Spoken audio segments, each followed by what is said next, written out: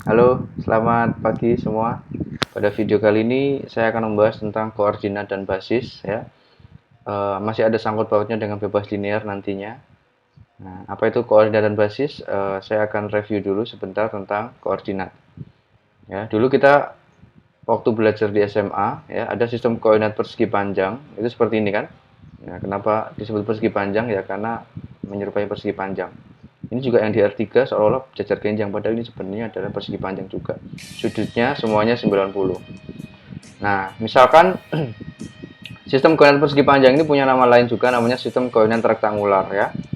Jadi kalau saya punya titik P di ruang dimensi 2 pada sistem koordinat persegi panjang, nah, P, A, B ini menyatakan apa? Menyatakan bahwa A ini panjang dalam arah sumbu X sejauh A, B ini menyatakan panjang dalam arah sumbu Y sejauh B. Nah, maka titik P dinyatakan oleh A, B. Nah, di R3 juga sama, masih dalam sistem koordinat yang sama, sistem koordinat persegi panjang atau rektangular. Maka sebuah titik P itu dinyatakan sebagai A, B, C. A itu menyatakan apa? A itu menyatakan adalah panjang sepanjang A dalam arah sumbu X. B itu menyatakan panjang dalam arah Y sepanjang B. C itu menyatakan panjang C dalam arah sumbu Z. Maka titik P ini dinyatakan sebagai A, B, C. Jadi panjangnya dalam masing-masing sumbu.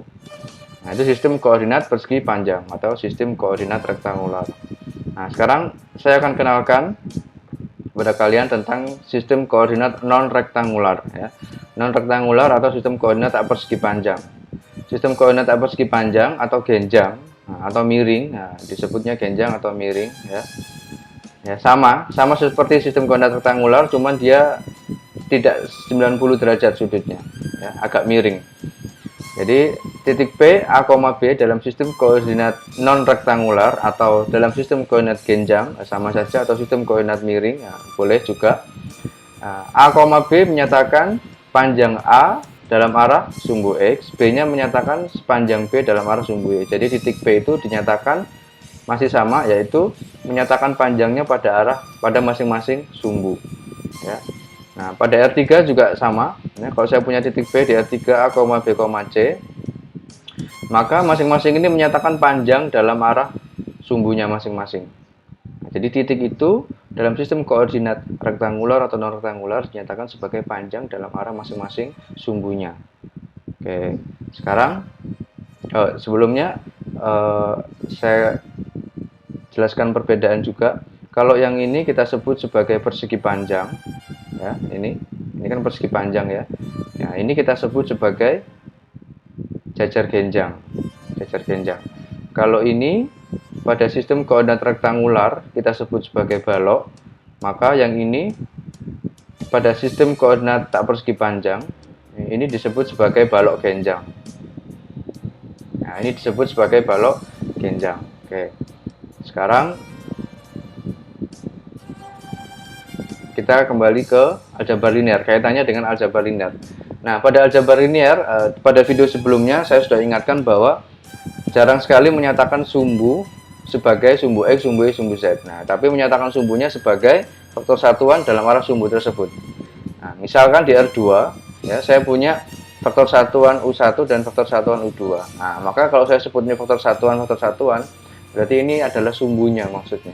Nah, ini sumbunya dalam arah U1, ini sumbu yang kedua dalam arah U2.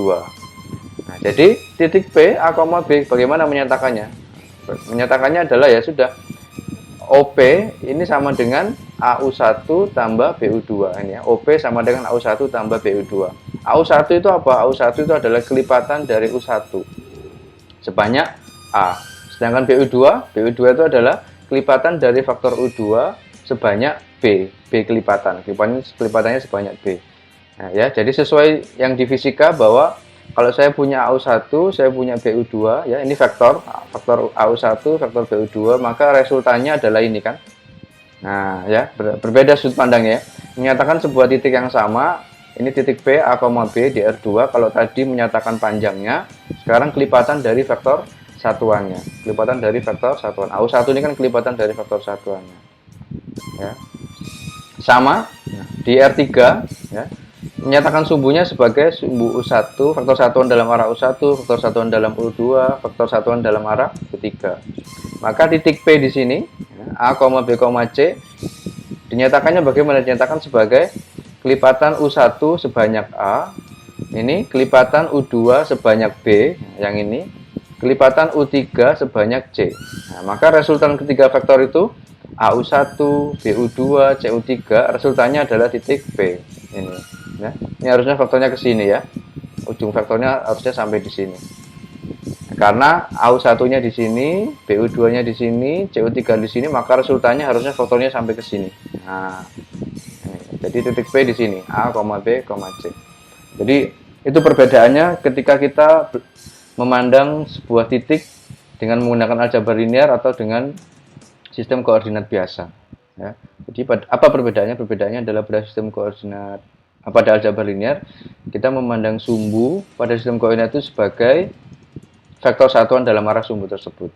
Nah, faktor satuan ini U1, U2, U1, U2, U3, ini semua faktor satuan itu disebut basis. Ya.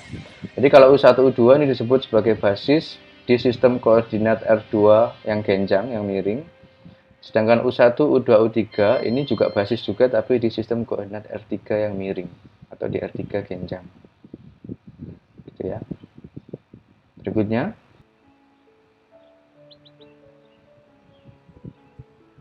Nah, sekarang coba kita lihat contoh berikutnya ya. Ini sistem koordinat rektangular ya, persegi panjang.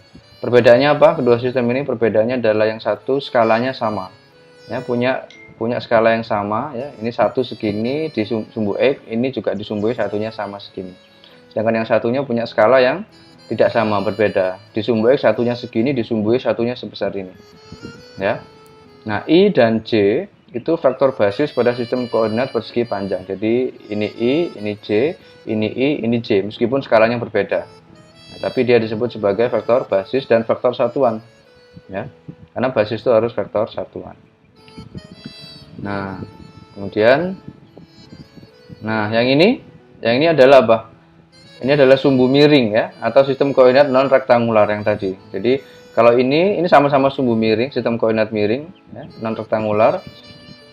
Ini skalanya sama, 1, 1. Yang ini skalanya berbeda. Satunya segini, satunya segini. Ya. I dan J adalah faktor basis pada sistem koordinat genjang. Ini I-nya, ini J, ini I-nya, ini J. Sama-sama faktor basis pada sistem koordinat miring ini, meskipun skalanya berbeda. Yang ini skalanya berbeda, tapi yang ini sama. Ya. Jadi kita punya dua sistem ini. Ini sistem koordinat dengan skala yang sama. Ini sistem koordinat miring dengan skala yang berbeda. Ya. Nah, kemudian tujuan dari bab ini itu adalah memperluas konsep tentang faktor basis dan sistem koordinat. Nah, sistem koordinat ini sudah kita sempat perluas ya, bahwa selain sistem koordinat rektangular, kita juga punya sistem koordinat non rektangular. Nah, diperluasnya kemana? Diperluasnya ke dalam ruang vektor secara umum. Ruang vektor secara umum. Coba kita pahami dulu dimensi dari ruang vektor. Ruang vektor V dikatakan berdimensi hingga atau finite dimensional jika terdapat himpunan berhingga vektor-vektor V anggota V yang merentang V. Jadi, ruang vektor V dikatakan berdimensi hingga jika terdapat himpunan berhingga vektor-vektor V anggota V yang merentang V. Nah, jika tidak terdapat himpunan V tersebut, artinya nggak ada himpunan faktor-faktor yang berhingga sehingga bisa merentang V. Nah, maka V dikatakan berdimensi tak hingga. Nah, itu definisi dari dimensi ruang vektor. Jadi ruang vektor itu punya dimensi, apa definisinya? Nah, ini definisinya. Ya. Kemudian definisi 441 tentang basis. Ya. Misalkan saya punya B. B ini himpunan, isinya siapa? V1, V2 sampai Vn. Adalah himpunan berhingga faktor-faktor di ruang vektor berdimensi hingga V. Jadi V1, V2 sampai V ini faktor-faktor ya di ruang vektor berdimensi hingga V. Jadi V-nya ini udah dikasih tahu ruang vektor berdimensi hingga. B ini, B yang ini ada n vektor ini disebut basis dari V, jika dan hanya jika B-nya merentang V ya, atau V sama dengan spans B. Apa itu merentang? Coba dipelajari di video saya yang sebelumnya. Ya. Dan B itu harus juga bebas linear. Apa itu bebas linear? Ya, kita juga sudah bahas di pertemuan sebelumnya, di video sebelumnya. Ya, jadi suatu himpunan disebut basis, syaratnya itu harus dua, yaitu himpunan tersebut harus merentang ruang vektor dan dia harus bebas linear. Jadi ini harus bebas linear dan dia harus merentang. Ya.